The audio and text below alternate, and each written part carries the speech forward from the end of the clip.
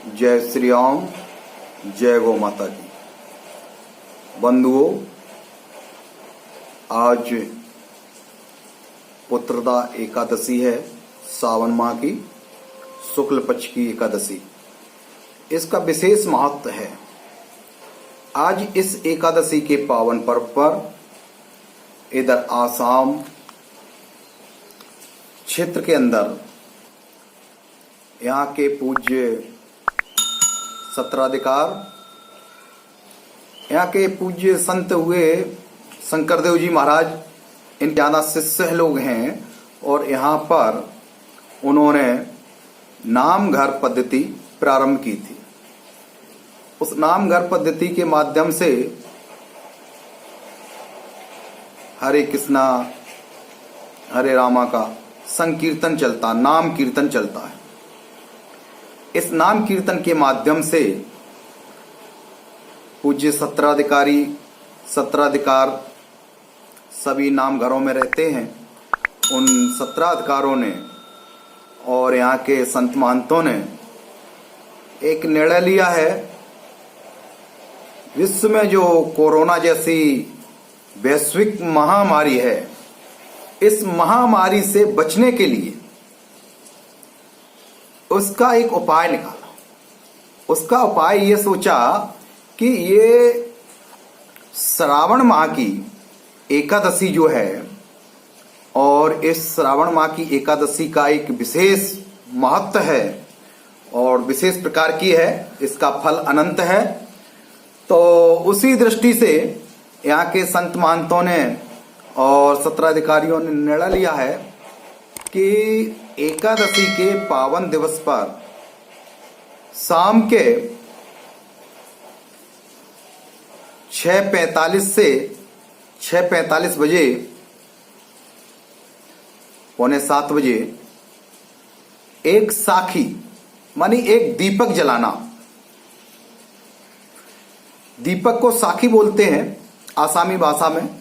वो दीपक को घर पर जलाना और उसका सामने बैठ करके वैश्विक महामारी से भारत को मुक्ति मिले, भारत विजयी हो, आरोग्यमय हो, सुख शांति रहे, समृद्धि हो, उसके लिए सभी लोग यहाँ पर एक साखी के सामने, देव भगवान के सामने साखी जलाकर और दिया जलाकर उसके सामने नाम संकीर्तन करेंगे।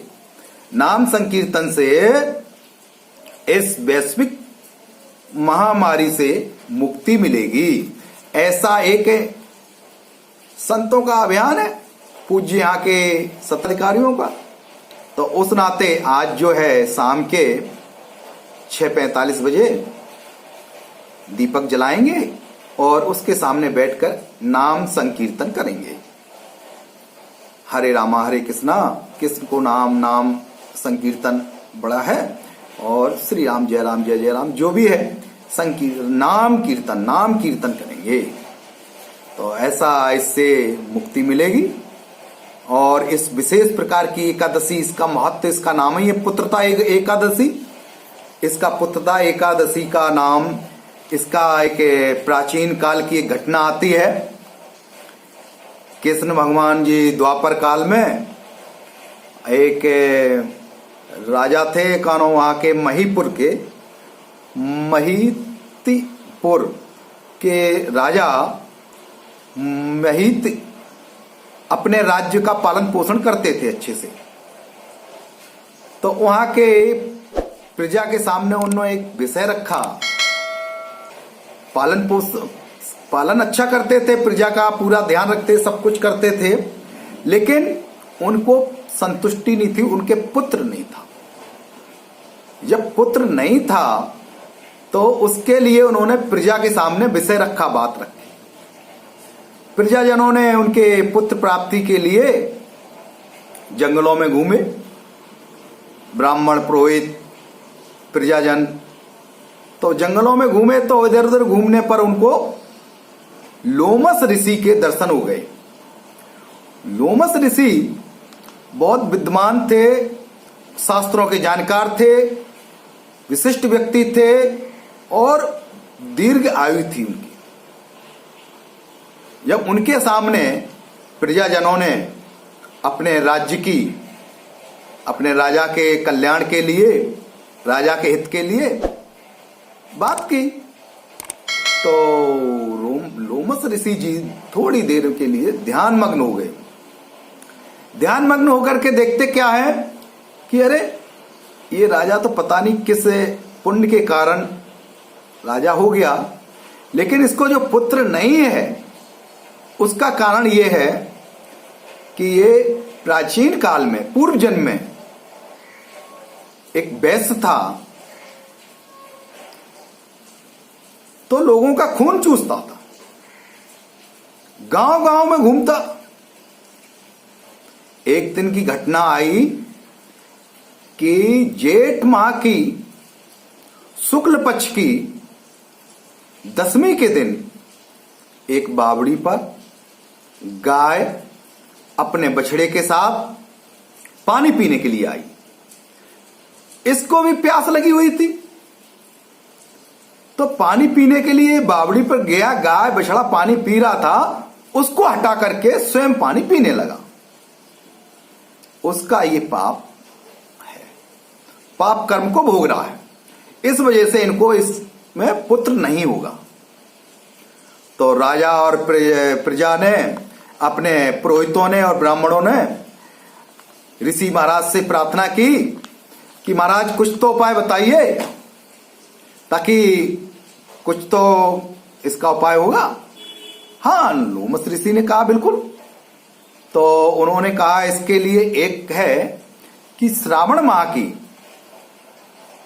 शुक्ल पक्ष की जो एकादशी है, वह एकादशी को अगर विधि विधान से व्रत किया जाए तो अवश्य पुत्र प्राप्ति होगी, क्योंकि इसका नाम ही है पुत्रता एकादशी, और इसका मनोवांछित फल है।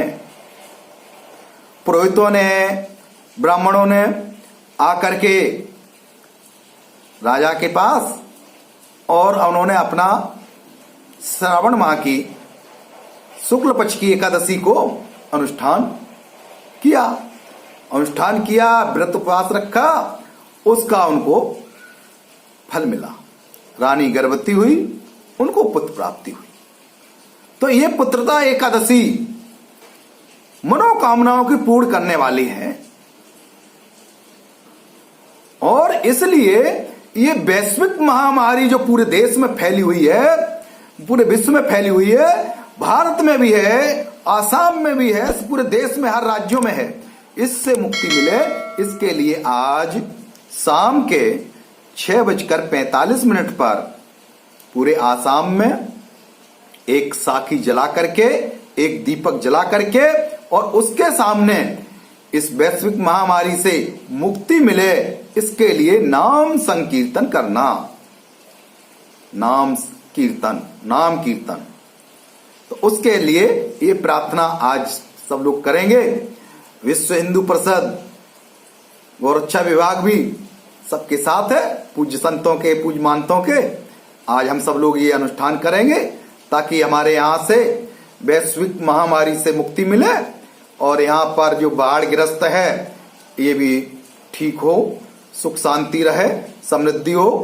प्रकृति के साथ यहाँ बहुत लगाव है सबका, और हम सभी बंधु प्रार्थना करेंगे आज दीपक जला करके।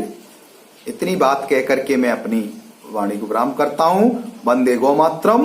भारत माता की जय, माँ कामाख्या माता की जय, ब्रह्मपुत्र बाबा की जय, पूज्य शंकर देव माधव जी महाराज की जय।